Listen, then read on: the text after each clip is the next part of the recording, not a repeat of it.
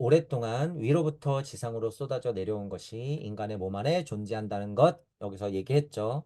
그렇게 자 뭐예요? 쉬운 표현이에요. 물체만 있었던 물질적인 자아만 물적 자아만 있었던 동물형과 같은 인간에게 에테르의 힘이 성성이 되고 고차로 남아있었던 아스트랄과 자아체, 고차 자아체가 들어오려고 준비하는데 이 훈련을 시키는 거죠. 이 훈련을. 아스트랄체까지만 이렇게 붕 떠 있으면 이게 뭐예요? 집단혼만 갖고 있는 동물형이야, 이게. 집단혼만 갖고 있는 동물형이란 말이에요. 근데 죄다 워워워거리고 뛰어다니고 있는 꼴을 하고 있으니 아스트랄적으로 보면 아, 형상은 인간으로 하고 언어도 발달되고 이 사람들이 같이 어울려 살아가는 것은 같은데 아스트랄이 온전히 들어오진 않았구나. 나와 같이 돼야 하는데 하면서 알려준 거죠. 몸 안에 존재한다는 것을 알려줄 수밖에 없다는 거예요, 부처님은. 자, 여기 써 있죠. 팔 정도는 먼 미래에 뭐가 돼요? 개개인의 소유가 된다. 이렇게 써 있어요. 팔 정도는 먼 미래. 그러니까 2500년이 지난 지금은 어떻게 되는 거예요? 우리는 당연히 그냥 팔 정도예요, 여러분. 우리 상태는 당연히 팔 정도야. 하지만 시대를 초월한 가르침이라는 건 뭐예요? 문화도 그만큼 발달해요. 그럼 이 시대의 팔 정도는 제가 아까 설명했던 느낌으로 그런 메커니즘으로 이해해야지. 아, 본인이 판단해야 돼요. 아, 나는 아래쪽 4 정도는 가 아직까지 정하지 않구나. 이건 이제 좀 이따 설명할 거지만 왜 정이 붙었을까, 여러분? 왜 정? 정이 안 붙어도 팔도죠, 여러분. 정이 붙어야 팔 정도야. 자, 이 세상 사람들은 그럴싸하게 어떻게 살고 있어요? 팔 정도가 아니라 그냥 팔도로 살아가고 있는 거야. 그냥 생각하고 먹고 살아요. 여러분, 관하지 않는 사람이 어디 있어? 정견하지 않는 견하지 않는 사람이 어디 있어요? 사유하지 않는 사람이 어디 있어, 여러분? 그죠? 말하지 않는 사람이 어디 있어? 업사치 않는 사람이 어딨냔 말이에요. 다 살아가잖아. 정견수, 정사유, 정어, 정업하지 않는 사람이 어딨냔 말이에요. 정이 빠진. 근데 정이 붙었다고 하는 게 중요한 거잖아요. 정이 붙었다고 하는 건 누구한테 해당되는 말이에요? 구도자. 구도자에게 해당되는 말이에요, 여러분. 구도자에게. 자, 이 메커니즘을 알았을 때 구도자이지 않는 모든 사람은 그러니까 뭐 해야 돼요? 하위 사정도를 해야 돼. 그러니까 부처님 시대나 지금이나 상태가 어때요? 똑같아. 똑같아. 지금 자기가 그럴싸하게 어디서 대학 교수 한다 그래서 그 사람이 인간일까요, 여러분? 아니에요. 아니야. 부처님이 보기에는 그때 그 인간이나 지금 그 교수짓 하고 있는 사람이나 똑같다는 거예요. 도대체 애들한테 뭘 가르치고 있는지. 야, 차라리 AI를 갖다 놓지. 그렇게 금붕어 같이 떠들 거면. 너 때문에 정견, 정사유, 정업이라고 하는 게 표현되는 거야. 정이 들어가는 거야. 너 때문에, 너 때문에. 그런 걸 알아야 된다는 거예요. 왜 정이 붙었는지에 대해서 제가 여기에 구도자를 붙이죠, 여러분. 지금은 이 메커니즘이라는 거예요, 결국에. 지금은. 지금은 부처님의 가르침이 어떻게 상승돼야 돼요? 그러니까. 물적 자아만 가지고 살아가는 사람들은 그때나 지금이나 똑같다 그거예요. 동물형으로 살아가는 거나. 그래서 제가 얘기하는 거예요. 지금 사람들이 이대로 두면 어떻게 머무를 수밖에 없다? 동물형 선조로 남는 거예요, 그냥. 사람 형상은 했으나. 그러니까 조금이라도 본인이 궁금하게, 조금이라도 우주가 궁금하게, 본인이라도 그 시작이 궁금하게, 참 부처님, 참 예수님 말씀이 뭔지 조금 궁금해지게 여러분들도 같이 그분들을 깨워야 된다는 거예요. 그분들을. 오늘날 외적인 과학은 통찰하고 있지 못합니다. 제가 지금 비판하고 있는 거 슈타이너도 똑같이 얘기하는 거죠. 유물론자들에게 소박 실제론자들에게는 지금 부처님의 가르침이 그냥 저차적인 게 똑같이 필요하다 그거예요. 과학적인 걸로는 통찰하지 못해 절대. 외적인 과학이 해결해 주는 게 아니죠. 하지만 동화나 전설은 이 이야기를 하고 있습니다라고 해. 성인의 일대기나 성인의 일화나 동화나 전설 속 이야기들은 신화는 오히려 그 얘기를 한다는 거예요, 여러분. 오히려. 나는 동화나 전설은 현재 객관적인 학문들보다 그러니까 저도 아까 강하게 표현하죠. 교수짓하고 있는 사람들이 아무리 떠들어봤자 여러분 의미 없어요. 경제학 교수든 부동산학과 교수든지 간에 특히나 뭐예요? 동물적인 것만 가르치는 교수들. 순수학만 한다고 그래서 다를까요? 아니요. 자기 벌어먹고 살기 바빠서 그냥 이론들이나 그냥 이어주는 사람들이죠. 기계야, 기계. 객관적인 학문보다 지혜가 깊다고 여러 번 말해왔다라고 하는 거는 슈타이너가 굉장히 많이 강조하는 거예요. 이거 여러 번 말해왔다. 그러니까 저도 얘기하는 거죠. 대문호가 쓴 문학작품, 그죠? 여러분들의 영적 자아를 충분히 심금을 울릴 수 있는 그런 작품들이 있긴 있단 얘기예요, 여러분. 훌륭한 작품들이 있어. 그것들을 우리가 작품이라고 얘기하고 고전이라고 얘기하는 것들, 실제로 그런 거 있단 얘기예요. 현대작품으로 갈수록 그런 게 있어요, 없어요? 없어요. 없어. 찾아보기가 힘들어. 힘 있는 작품들은 있으나 찾아보기가 힘들다. 현대작품들 중에서 영성을 좀 떠들어놨다고 하는 건 다 뭐예요? 환상이야. 근거가 없는 환상에 불과해요, 그건. 그래서 그런 것들은 좀 주의해서 보셔야 되고, 슈타이너도 그래서 깊은 지혜는 동화나 전설 같은 것에 많이 들어가 있다. 담뿍 들어가 있다라고 얘기하는 거예요. 자, 여러분 아리랑 같은 거 한번 보세요. 아리랑. 그죠? 우리 흔하게 내려오는 전설과 같은 노래 아니야. 아리랑 아리랑 아라리오. 아리랑 고개를 넘어간다. 나를 버리고 가시는 님은 십리도 못 가서 발병 난다. 아리랑 아리랑 알알이오 뭐예요? 다 나예요 이게. 아리랑 고개가 뭐예요? 여러분 육생에서 내가 살아나는 저차 물적 자아가 건너야 하는 우주 에테르장 안에 있는 그 고행이야. 아리랑 고개가 그렇다는 거예요. 그죠? 아리랑 고개를 넘어가는데 여러분 스스로의 나를 버리면 갈 수 있어요 없어요? 절대 못 가. 나를 버리고 어떻게 가? 하나님을 버리고 어떻게 가냔 말이에요. 기껏 하나님을 만들어 놨더니 그 나는 버리고 동물처럼 워워거리면서 먹고 살기 바빠갖고 그냥 아리랑 고개 넘어간다고 오해하고 있으면 어떻게 돼? 다 착각이잖아요, 여러분. 아리랑 고개는 나를 버리고는 절대로 못 넘어가요. 그러니까 몇 리도 못 가는 거예요. 이 십리. 십상태 절대로 못 가요, 여러분. 십상태가 뭔데? 하나님 상태. 그러니까 왜 사리도 아니고 팔리도 아닐까요, 여러분? 왜 하필이면 십리일까?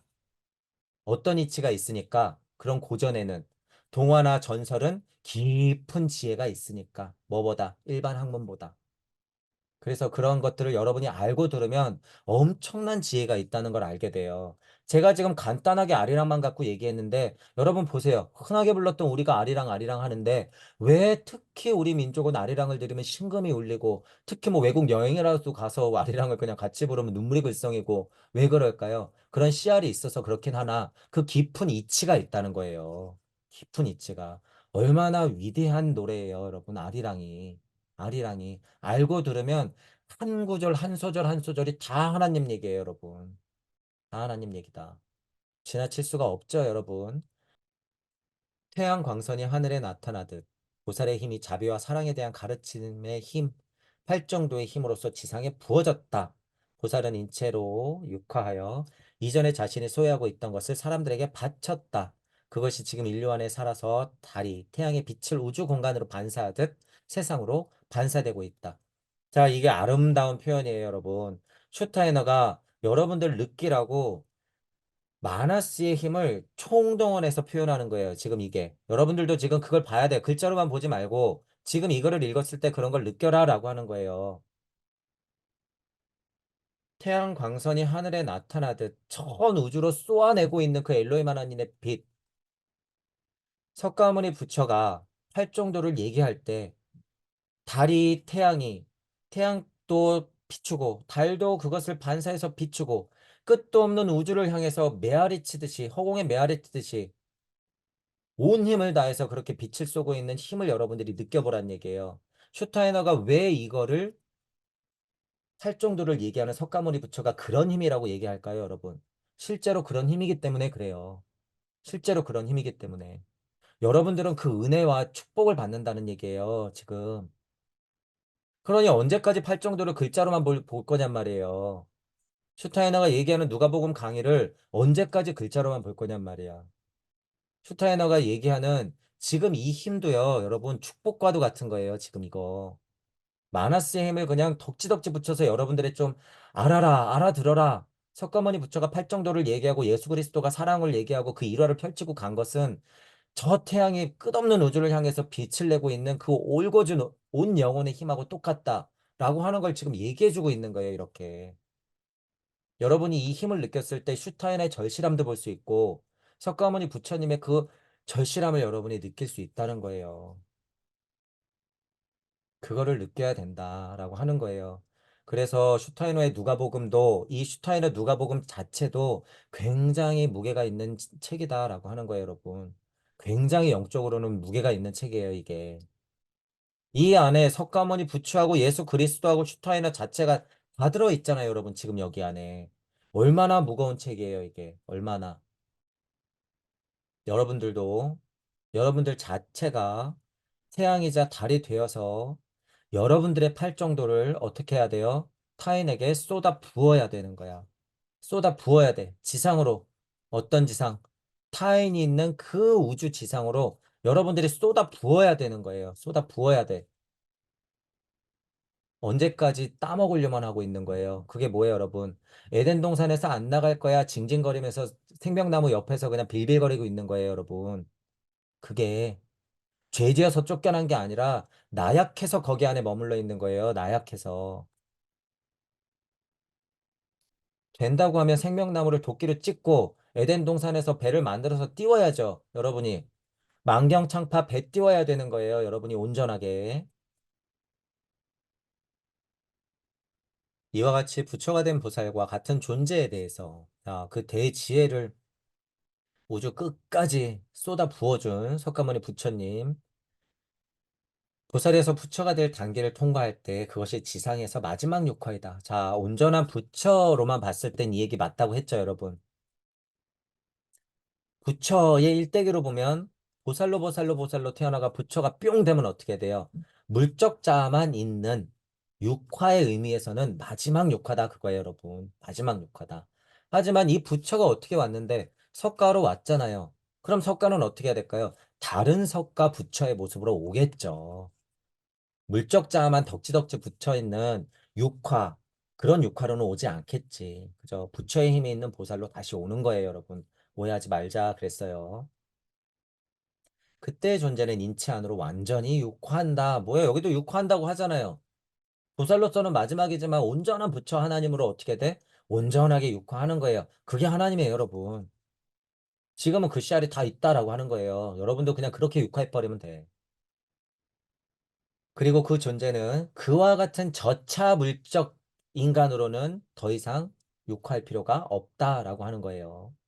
부처는 자신의 역화가 의미하는 것을 느꼈을 때, 아, 이게 내가 보살로서 태어나고, 아, 내 억각 카르마가 이거고, 시공의 통찰이 되고, 우주가 이렇게 태어났구나. 나는 그러하게 태어났구나. 그래서 저는 뭐라 그래요? 전생을 다 본다 그러는 거예요. 아, 내가 지금 여기 난 게 온전한 하나님으로서 같이 소통, 공유, 공명, 공진 하려고 나온 거구나. 아, 이게 난 나의 보살도구나. 라고 하는 걸 여러분도 느낀다는 거예요.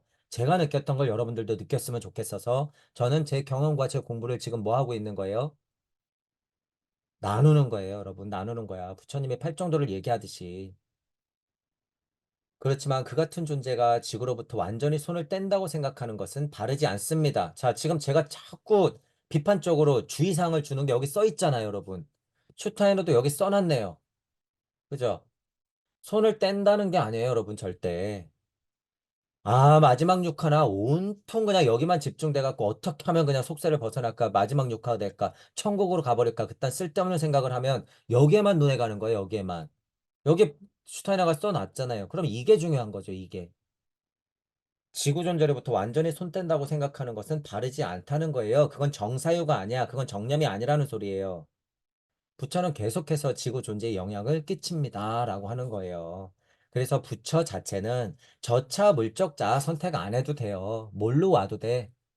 때마침 걸어가다가 내 발불에 걸린 돌 하나로 태어나도 부처는 상관없어요. 그래서 쾅 하고 넘어졌을 때 저 사람이 아, 내 인생은 왜 그렇지? 라고 한 번 생각하면 부처는 온전하게 태어난 거야. 뭐였는데? 돌뿌리 하나였는데도 온전하게 태어난 거예요. 뭐로 태어난 거예요? 그게 지구 어머니로 태어나는 거예요. 그게 돌뿌리 하나가 별게 아닌 게 아니죠, 여러분. 지구 어머니야. 그게 지구 어머니 모습이란 말이에요. 그래서 이 부분이 중요하다라고 하는 거예요. 지구에 손 떼지 않아요. 대자 대비 사랑은 그런 게 아니에요, 여러분. 다시 돌아오는 거고 끊임없이 돌아오는 거예요. 누구를 위해서? 여러분들을 위해서. 여러분들이 누구니까? 나니까. 더 이상 물체를 갖고 있지 않아도 아스트랄을 가지고 있는 존재가 다른 사람의 아스트랄체 안으로 내려오는 일이 있다라고 얘기하는 거예요. 내가 직접 그 과정에서의 육화가 아니라 내가 부처가 됐다 그러면 어떻게 돼? 돌뿌리 하나로도 태어나는 거고 아스트랄의 힘을 가지고 저 사람에게도 쇽, 아스트랄의 힘으로도 이 사람에게도 쇽, 쇽 들어가는 거예요. 그래서 이 사람한테 꽃이 핀다 그러면 어떻게 되는 거예요? 이 사람이 예수 그리스도가 되는 거야. 이 사람이 석가 부처가 되는 거예요. 그렇게 해서 어떻게 된다는 거예요? 계속 계속 내려간다는 거예요. 앞으로 이제 그런 이야기들이 쭉 펼쳐질 거기 때문에 이런 이야기를 하겠죠. 하늘의 군대의 모습으로 양치 그들에게 나타났을 때 부처는 물체가 아닌 아스트랄체로 나타났다. 천사의 군대 이렇게 얘기하는 거예요. 그래서 부처는 지상에 영향을 끼칠 수 있는 신체를 입은 것이다 라고 하는 거죠. 그게 저는 뭐라 그래요? 이치의 비가 내려온다. 이치가 떨어진다. 이런 표현을 쓰는 거예요, 여러분. 그게 천사이고 고차 존재인 거야. 자, 그게 딱 내려와서 글자의 형상을 했다 그러면 뭐가 되는 거예요? 천부경 81장. 여러분은 지금 눈을 뜨고 부처의 모습을 보는 거야. 어디 써 있어? 여기. 일시무시부터 쭉 하고 써 있네요. 살아있는 부처네. 화신이네. 화신이 글자로 딱 나오면 뭐가 되는 거예요? 천부경. 천부경. 그게 뭐가 되는 거예요? 불경. 그게 뭐가 되는 거예요? 성경. 그렇게 되어 있는 거야.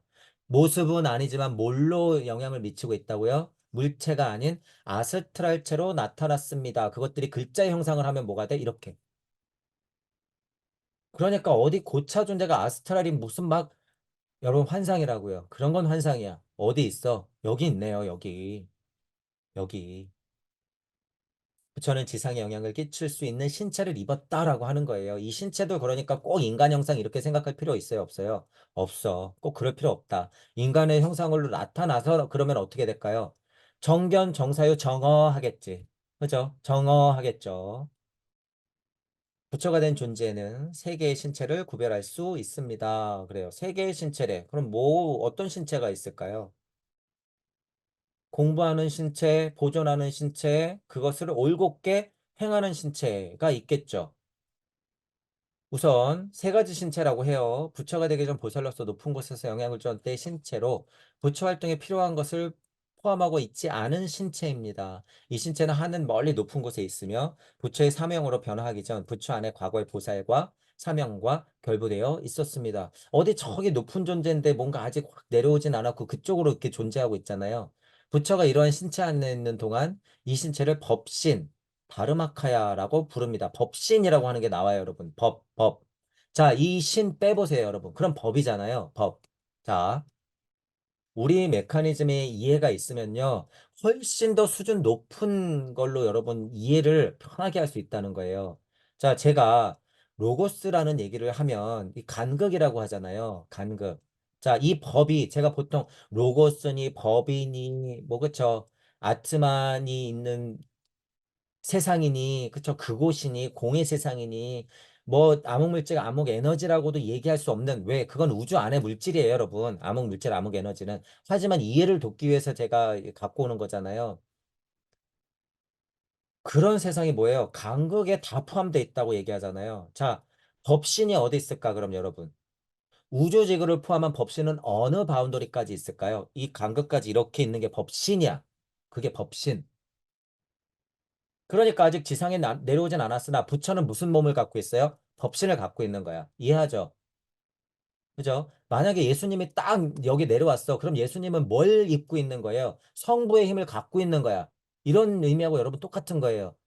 하나님 아들이야. 그 얘기가 법신이라는 소리예요. 하나님이 법의 아들이야. 법신이라는 거예요. 그러니까 예수님은 뭐가 될까요? 화신이 되겠지. 예수님의 소리를 응답한 신이 되는 거예요. 그러니까 하나님이시여, 말씀, 이렇게 되는 거예요. 자, 법신불, 보신불, 화신불, 한 방에 설명 다 된 거예요, 여러분, 지금. 한 방에. 자, 일단 법신불 얘기가 그래서 이런 식의 설명이 나온다는 거예요. 저쪽에 어디 아직 신체화 되진 않았지만 그곳에 있는 것, 그게 법이에요, 여러분. 자, 그 우주 자체, 로고스 자체가 뭐예요? 하나님의 말씀 자체. 그게 하나님이지 뭐예요, 여러분. 그게 법이지 뭐야. 그게 부처의 법신의 모습이라고 하는 거예요. 그죠? 자, 그럼 그게 어떻게 될까요? 서서히 형상을 갖춰야겠죠? 하강해야겠죠? 메커니즘 상으로 보면. 그죠? 그러면 그걸 어떻게 해야 될까요? 마음 안에 넣어야겠지. 머리 안에 사고로 넣어야겠지. 공부해야겠죠. 그게 뭐야? 보신하는 거야. 보신. 내 안에 딱 넣어놓는다는 것. 그 메커니즘이 형체를 갖는다고 하는 것. 이런 의미로 여러분이 이해하면 법신보신 하시니 어려운 게 아니죠. 자, 제가 지금 미리 얘기한 걸 보고 한번 다시 이제 보세요. 쭉. 두 번째로 부처가 형성시켜 두고 있는 신체라고 하죠. 법신의 신체가 있으면 이제 보신의 신체가 있고 여기 응신이라고 나오네요. 응신의 신체가 있는 거죠. 그죠? 그러니까 크게는 간극의 우주 바운더리에 몸이 있고 그다음에 그것을 실현시키려는 몸이 있고 드디어 그것의 실체가 나오는 거다. 이렇게 보면 되는 거죠. 이 신체 안에서 부처의 내면에 있는 모든 것이 물질체로 드디어 막 표현되려고 하는 거죠. 성숙체, 보신, 삼복하야라고 얘기하네요. 보신. 그러니까 이걸 막 보신이 뭐지 그러면서 막 이 이론이 막 써 있는 걸 너무 어렵게 하면 그거는 모르는 사람이니까 그냥 주저리 이 밑에 보세요. 주저리 무슨 엄청 많이 써 있어요. 그게 뭐가 그렇게 중요하냔 말이에요. 그래서 여러분들이 체험하고 여러분들이 실체를 가지면 그냥 여러분들이 겪어버린단 말이에요. 아, 내가 법신이 보신이 화신이 되었구나라고 하는 걸 여러분이 그냥 알게 돼요. 그건 어려운 게 아니야, 절대. 자, 세 번째로 부처가 열반을 통과한 후 입는 신체로 이래 버리니까 또, 아, 막 열반 해탈해야지 입는 신체구나, 라고 생각하는데 전혀 그렇지 않다. 이 신체가 지상에 영향을 줄 수 있습니다. 이 신체가 응신이라고 하네요. 부처의 응신, 니르마나카야라고 하니까 이제 니르마나카야가 많이 나올 거예요. 응신이 뭐예요? 현현체야, 현현체. 현현체가 딱 나왔다 그거예요. 그러면 다시 설명해 볼게요. 예수 그리스도는 예수 그리스도는 쭉쭉쭉쭉 그 계보를 이어서 어떻게 될까요? 계속 법신불과 화신불, 법신불과 화신불 그 그늘에서 그 품 안에서 그렇죠? 그 양지에서 막 자라면서 드디어 니르마나카야의 힘이 결정적으로 딱 떨어지면 어떻게 되는 거예요? 계속 응답을 받은 예수가 딱 때마침 2000년 전에 태어나는 거야. 그죠? 그게 뭐예요? 응신이야. 딱 그때 응신이 돼버린 거죠. 법신과 보신체를 갖고 응신이 돼버린 거예요. 성부가 성령의 힘을 가지고 어떻게 된 거예요? 성자가 딱 돼버린 거야. 환인과 환웅의 힘으로 단군이 딱 태어난 거예요. 법신이 보신으로 그리고 진짜 화신으로 나오는 거야. 자, 지금 이 메커니즘은 어떻게 해야 돼요? 여러분이 강립행을 반복하면서 어떻게 해야 돼? 여러분 자체가 화신이 돼야 돼, 지금은. 여러분 자체가 그거를 선언할 수 있으면 그게 곧 뭐라 그랬어요? 메시아. 그게 곧 뭐라 그랬어요? 미륵이야. 그게 이 시대에는 그게 미륵이에요. 이 말도 그냥 이 수준의 말이에요, 여러분. 어디 뭐 대단한 분이 내려오시는 게 아니라 미륵이니 메시아니 여러분 안에서 꽃 피운다 그 소리예요. 그게 응답을 누가 받아야 되는데요, 도대체 여러분 천사의 군대는 누가 확인해야 되는데 구름 넘어 무지개 넘어 세상을 누구 세상이고 누가 확인해야 되고 누가 가봐야 되는데요. 여러분이 가봐야지. 어디 자꾸 넙죽넙죽 절하면서 그분이 오실 거라고 자꾸 얘기를 해요. 하나님이 여러분인데 무슨 쓸데없는 소리가 그렇게 많아.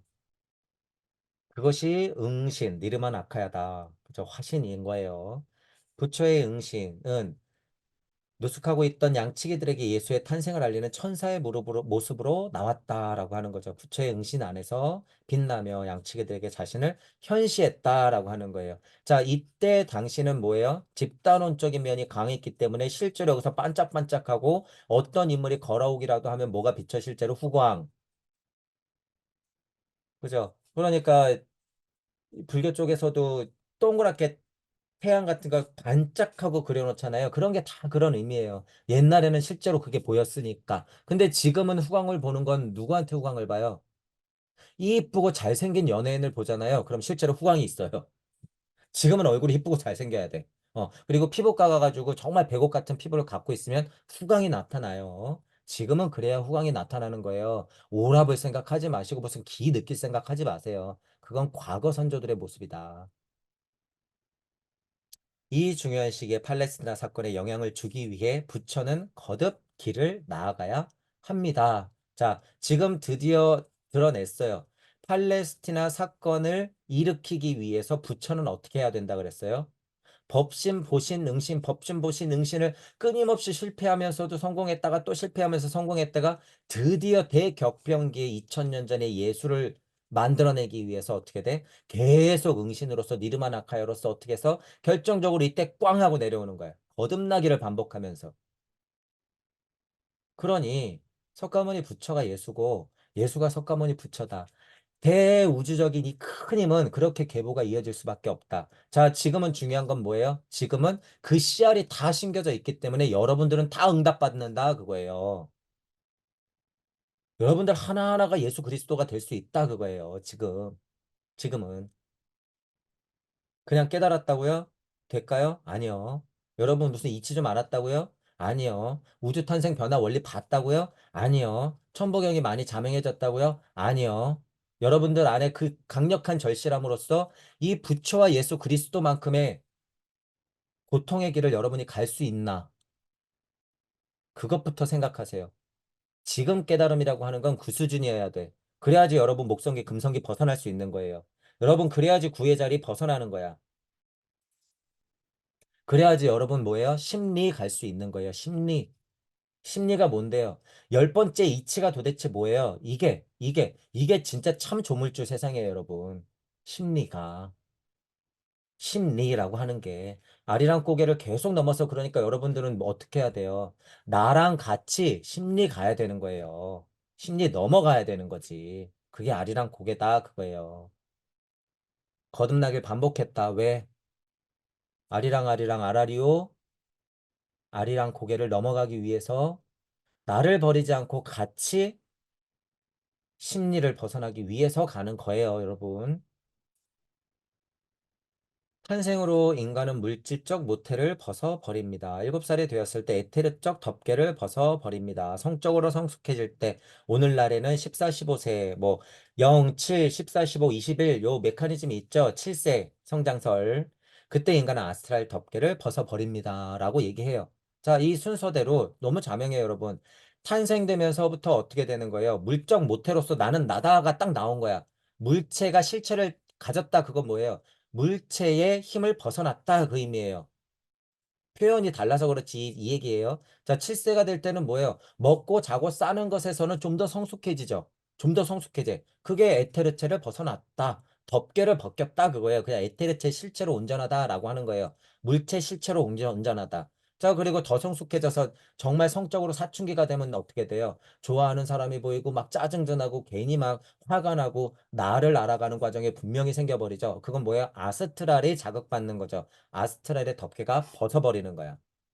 자, 0세, 7세, 14세 이렇게 넘어가는 거죠. 자, 그래서 영적 사춘기를 맞아라 그러는 거예요, 제가. 그래서 빠르면 20대 초반, 늦으면 40대, 50대에는 여러분들이 어떻게 해야 돼요? 영적 사춘기를 맞아서 공부해야 돼요. 진짜 공부, 진짜 공부. 아스트랄만 막 흔들리는 지식적인 공부 말고 유물론자나 관념론자로 남아있지 말고 여러분은 진짜 공부를 해야 된다 그거예요. 그 덮개를 벗어버렸어 이미 여러분들은 상태가. 그러니까 아래쪽 저차 물적 짜나 알아야 되는 아래쪽 4 정도가 아니라 여러분들은 뭐 해야 돼요? 실제로 위쪽에 4 정도를 해야 되는 거야. 자, 정자가 붙으면 아래쪽 4개도 뭐예요? 아래쪽 4개의 도도 정자가 붙으면 구도자라면 늘 해야 되는 거예요. 늘. 그래서 정자가 붙었다라는 면 중요하다고 했어요. 아까. 아스트랄체는 성적으로 성숙했을 때 자유로운 몸으로서 바깥에 태어나고 그때 외적인 아스트랄체 덮개는 벗어져 버립니다. 성적 성숙이라고 하는 게 실제로 이 물적 1, 2차 성징을 딱 하고 나야지 여러분 준비가 돼요. 실제로. 그래서 제가 얘기하는 거예요. 아이와 같은 상태가 돼야 된다. 그 쓸데없이 공부하시는 분들이 자꾸 인용을 하는데 아이와 같은 상태가 되면 절대 안 돼. 절대. 물체도 벗고 에테르체도 벗고 껍질 물적 에테르체의 껍질도 벗고 에테르체 아스트랄체의 껍질을 벗어버려 놨는데 왜 아이와 같은 상태가 되려고 그러는 거예요? 그건 환상이다 그거예요. 더 성숙돼야 돼. 고통이 없어? 그럼 더 고통 받아야 돼 아스트랄이.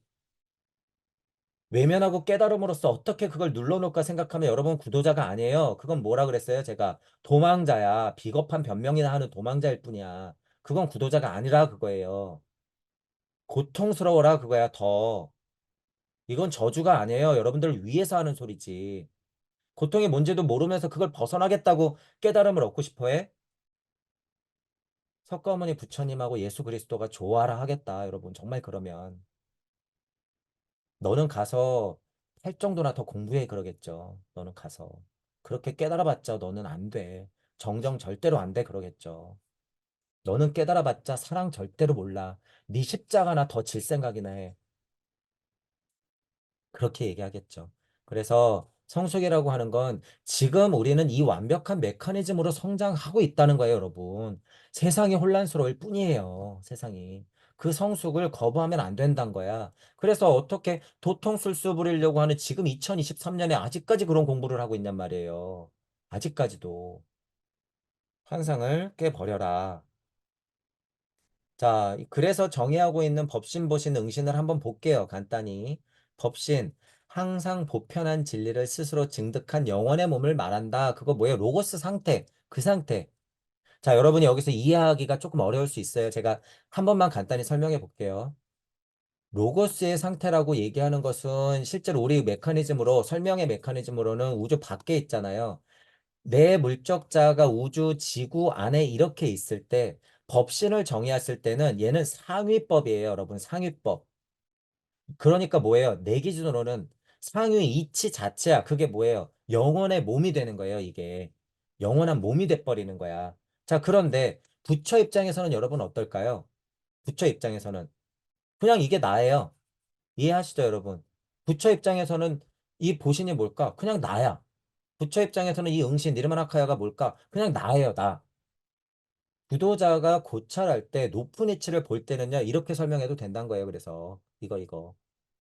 보편 진리를 스스로 증득한 영혼의 몸. 그러니까 저는 이런 거를 읽으면 뭘 느끼냐면, 아, 이게 실체가 안 된 인간들이 써놓은 거니, 이게 얼마나 어려울까, 이 인간들이. 알지도 못하면서 주저리. 이제 보세요. 예를 들면, 대부분 대승의 경론에선 비록 석가인 대반열경, 금강강법, 무슨 불어 하은경, 법신을 둘로 나누어 설명한다. 하나는 이법신이고, 이는 곧 성품 덕을 가리키고, 주저리. 이와 지가 서로 융합하고 물질과 마음이 둘이 아닌 이딴 소리 필요 없어, 실제로. 이건. 제가 그래서 방금 설명해 본 거예요. 지구 에테르장도 못 벗어난 사상가 철학가들아. 너희들이 이렇게 정리를 해놨으니 사람들이 더 헷갈리지. 이 바보 멍청이들아. 뭐가 어려운 이야기라고 이걸 주저리 이렇게 어렵게 설명을 해놔. 자기 일이 아니면 그래서 말만 많다는 거예요, 여러분. 말만 많다. 자, 보신 보죠. 불교에서 말하는 삼신, 법신, 보신, 응신 중에서 가운데 거라는 거예요. 과보와 수행의 결과로 주어지는 불신, 오랜 수행의 과정을 겪어 무궁무진한 공덕이 가진 몸이다.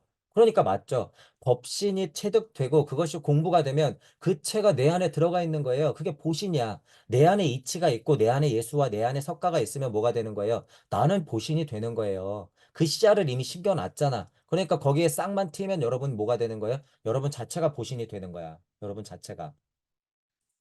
어려운 말이 아니라는 거예요, 여러분. 자, 응신. 중생구제를 위해 여러 가지 모습으로 변신해서 나타난 이른바 화신을 생각하게 된다. 이는 마치 그리스도께서 신의 아들인 예수 그리스도가 인간의 몸으로 태어났다는 사상과 너무 흡사하다가 아니라 같은 거예요, 여러분. 같은 거다. 같은 거다. 그래서 제가 이전에 설명했잖아요, 여러분. 초반 강에서도 아마 얘기했을 거예요. 법신불, 보신불, 화신불, 이 메커니즘 뭐예요? 성부와 성령과 성자, 환인과 환웅과 단군, 무언가 대단한 이치가 있을 때 그것을 공부하여 증득하여 반복하여 자기 것을 만들어 나는 화신으로 태어난다. 법신, 보신, 화신. 성부와 성령으로 성자. 큰 아버지가 있었다면 그것을 응답받은 단군이 있으려면 뭐가 있어야 돼요? 환인의 환웅이 있어야 되겠죠. 그런 의미로 환인과 환웅과 단군 이런 식으로 얘기하는 거예요. 아까도 얘기했죠, 여러분. 고대 선화나 전설일수록 훨씬 이치적이기 때문에 진실, 대지혜를 담뿍 담고 있다. 그렇기 때문에 제가 지금 말한 거는 말장난이 아니라 뭐예요? 진짜예요, 여러분. 진짜 이치다라고 하는 거예요. 이게 맞는 이치다. 다 내 안에서 벌어져 보면 아 그게 왜 호랑이의 곰이 꼭 어두컴컴한 동굴로 들어가서 마늘과 쑥을 먹을 수밖에 없고 왜 곰이 또 때마침 나올 수밖에 없었고 시대적으로 별자리가 흘러가니까 사람들은 그걸 봤기 때문에 아 곰이 그거고 그런 이치가 다 이루어져 있기 때문에 전설로 남아 있는 거죠, 여러분. 전설로. 자, 하지만 좀 더 근원적인 이치로 알면 아 거기에 이야기 보따리가 한가득 있구나. 그게 전설이구나. 재밌는 이야기가 많아져요, 여러분. 그걸 보면.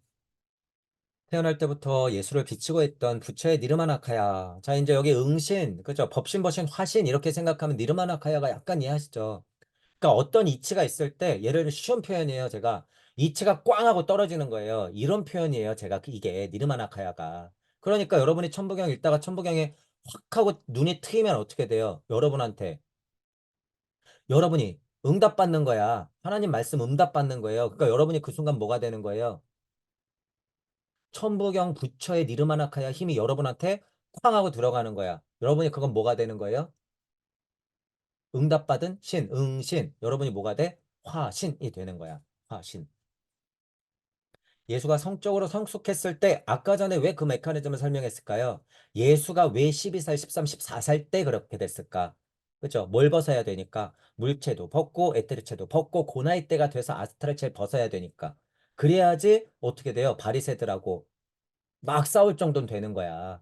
이치를 좀 볼 수 있으니까 아스트랄체 쪽으로 착 튀었으니까 어떻게 돼요? 나이는 어리지만 바리새들하고 싸울 수 있는 거야. 야, 이 동물 인간들아 이러면서 싸우는 거예요. 니네가 뭘 알아? 이러면서 경전을 많이 알았기 때문에 싸울까요? 그때 예수가? 아니에요. 화신이기 때문에 싸우는 거예요, 여러분. 그 쓸데없는 걸 봤기 때문에. 저도 그 마음이 있기 때문에 아는 건 쥐뿔도 없어도 이렇게 얘기하는 거예요, 여러분.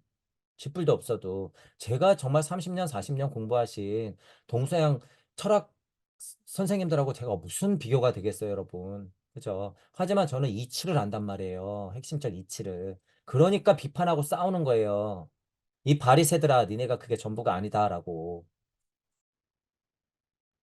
벗어놓고 그 아스트랄적인 모태와 하나가 되었습니다라고 하는 거죠. 드디어 법신보신 뭐 한 거예요? 화신 한 거야.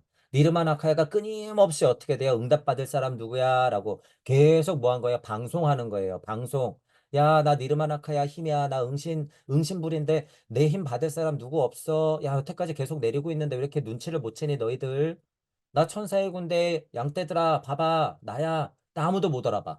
그죠? 예수님이 옆에 서 있어도 예수님인지 몰라. 알아보는 사람만 어떻게 하는 거예요? 넙죽절하면서 손이 발이 되도록 닦아주는 거야. 그죠? 예수님에게 그런 일화가 있을 때, 위대한 예수님이 오셨으니까 나한테 무슨, 죽은 사람도 일으켜주니까 나한테도 뭔가 한 건 해주겠지? 이야, 신이셔. 그러면서 막 머리칼로 막 닦고 향유를 바르고 하는 게 아니에요. 그게 아니야. 그게. 알아보는 사람이 그러는 거예요. 정말 거짓말 안 하고 제가 여러분들을 만날 때 그런 느낌이에요. 그래서 반가워. 여러분들이 한 달에 한 번씩 누군가 나온다, 뭐 새로운 분이 온다 그랬을 때는요. 제가 정말 마음으로는 제 머리칼이 길다 그러면 여러분 발도 닦아주고 향유도 뿌려주고 싶단 말이에요. 왜? 하나님들이 오셨으니까. 예비 하나님들이 오셨는데 얼마나 반갑지가 않겠어.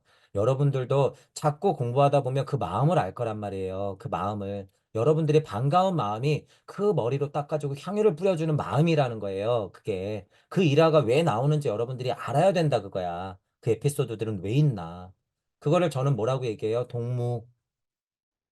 여기서 말하는 무가 뭔데요? 하나님의 힘. 하나님의 힘을 가진 사람들을 저는 동무라고 일컫는 거예요. 그래서 동무들을 찾는 거예요. 저는 동무들을.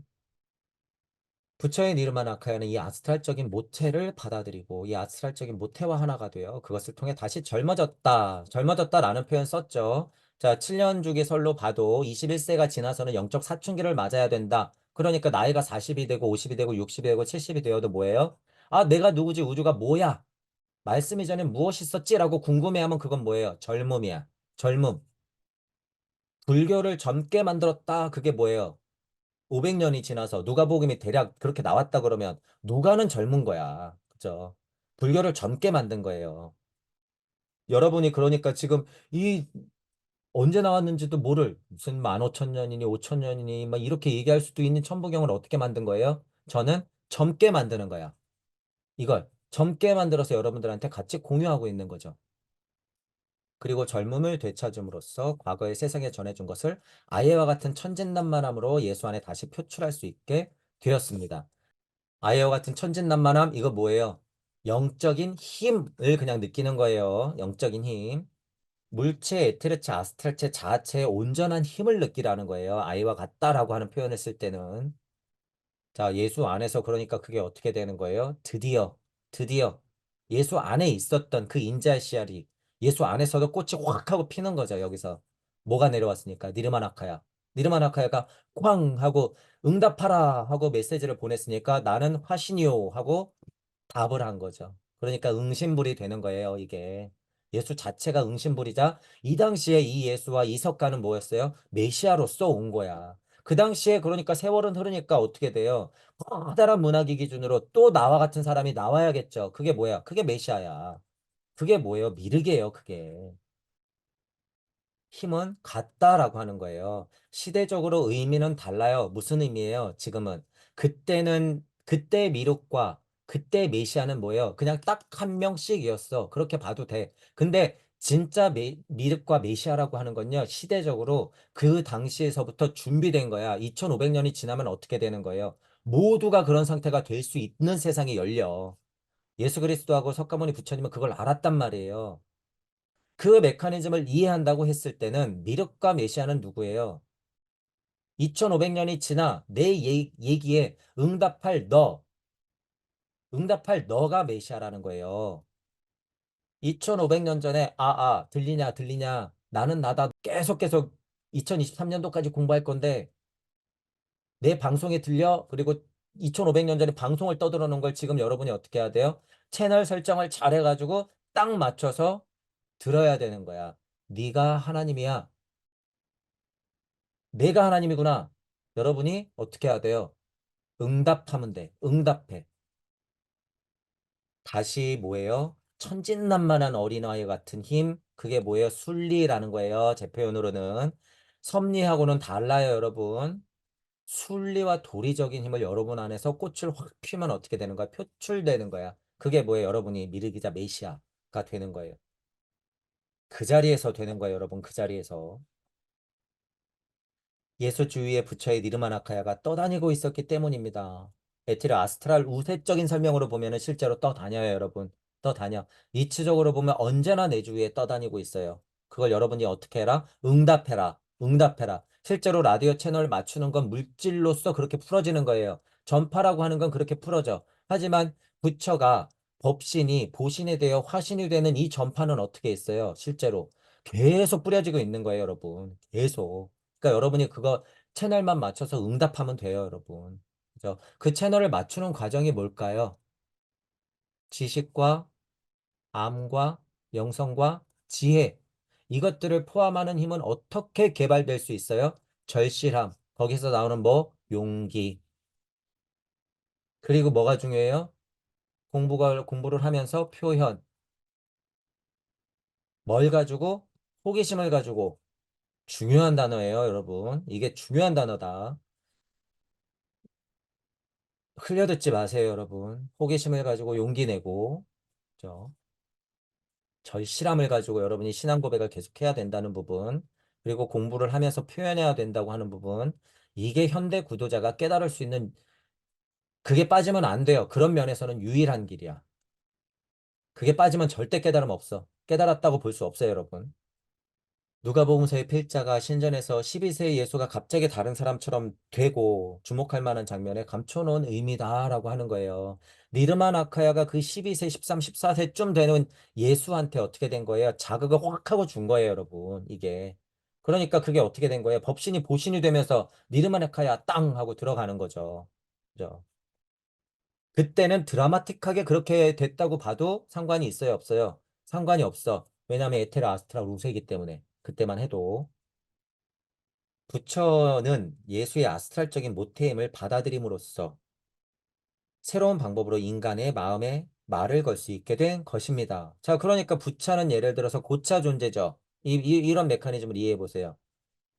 단순 비교예요. 부처는 이렇게 고차 존재고 예수의 아스트랄적인 모체는 이렇게 저차 존재로서 몽골몽골했단 말이에요. 그러니까 부처는 법신의 힘과 보신의 힘과 니르마나카의 힘, 응신의 힘을 계속 뿌려주고 있는데 때마침 어떻게 돼요? 몽골몽골한 예수한테 어떻게 되는 거예요?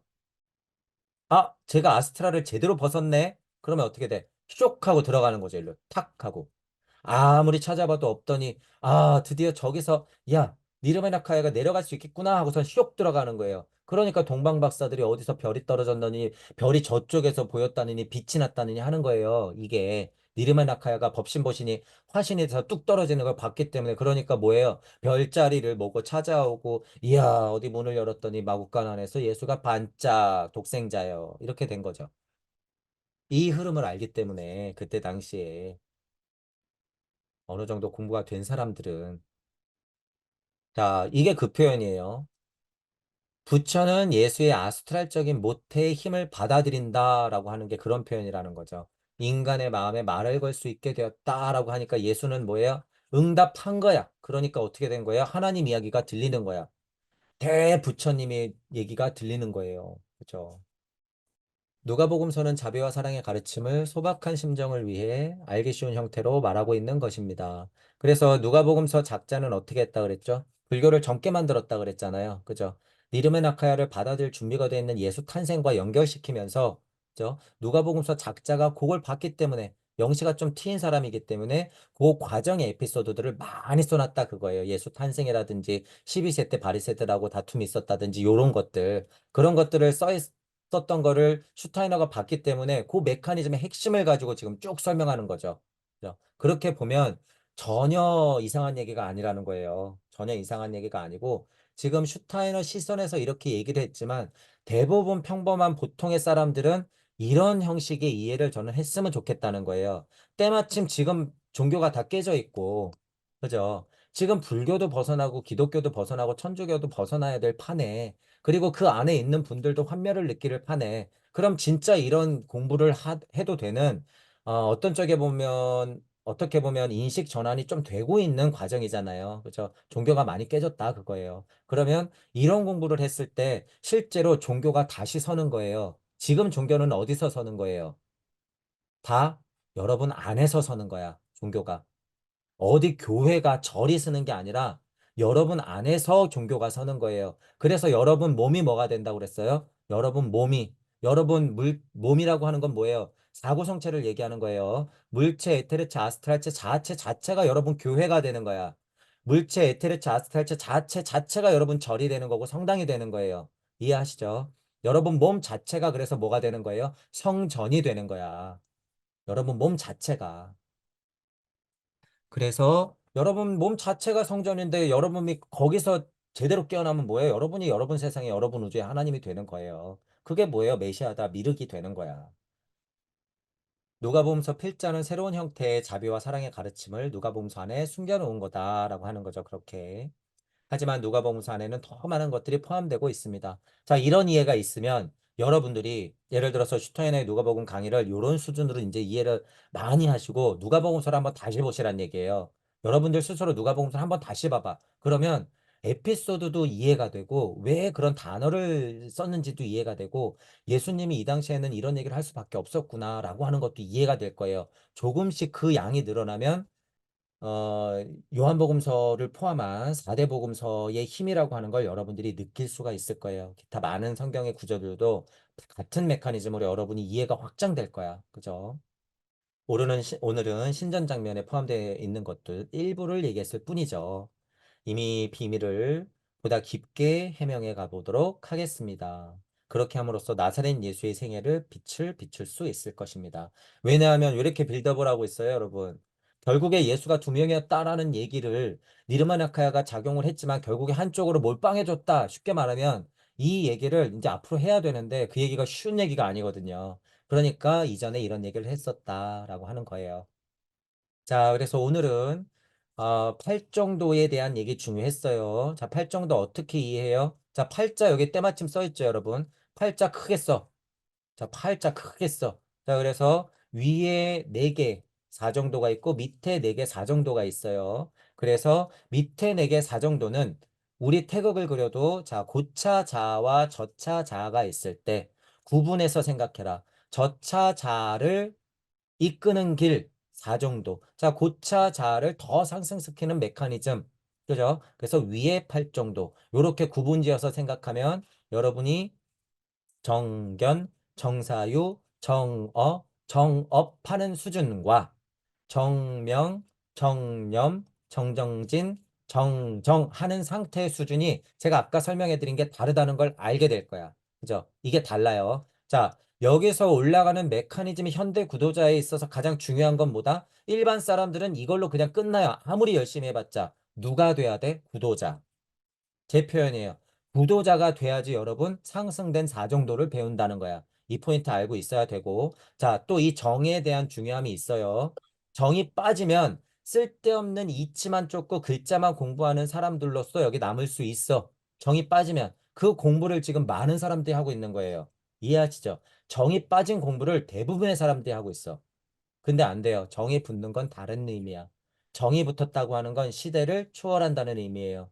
그래서 이 지혜는 시대를 불문한 지혜다. 팔정도라고 하는 건 뭐가 붙었기 때문에 정말 다행이에요. 정이 붙어서. 자, 그런 의미로 봤을 때, 석가모니 부처님의 팔정도의 가르침은 대자대비한 사랑의 표현이에요. 즉, 그런 표현이니까 여러분들도 제가 오늘 얘기한 팔정도에 대한 접근을 여러분들도 좀 쉽게 접근하셔서 여러분들의 이해를 좀 간단하지만 강력하게 만들었으면 좋겠어요. 그걸 제가 도와드리는 거니까 좀 이해를 하셨으면 좋겠어요. 자, 오늘은 이걸로 마치겠습니다. 수고하셨습니다.